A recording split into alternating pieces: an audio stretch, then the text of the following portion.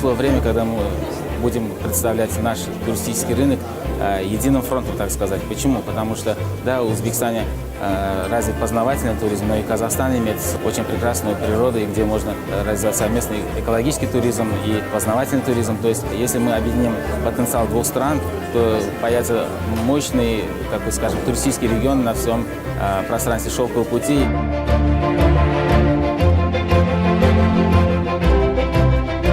Если мы берем, допустим, иностранных туристов, ему интересно в рамках одной поездки посетить сразу нескольких стран. Если мы будем предлагать совместные турпродукты, совместные турмаршруты, то количество этих зарубежных туристов может вырасти в 2 раза в ближайшие 1-2 года.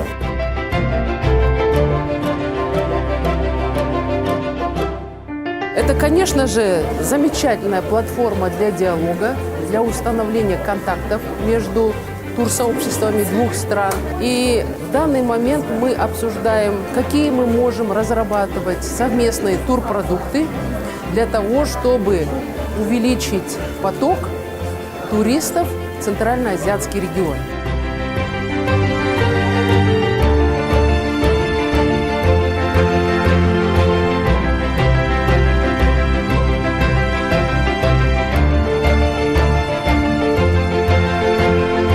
Чембулак мы поднялись. Честно, я была на Куршавеле, я была на итальянских курортах лыжных. Абсолютно ничем не уступают. Серьезно. Молодцы, респект, ребята.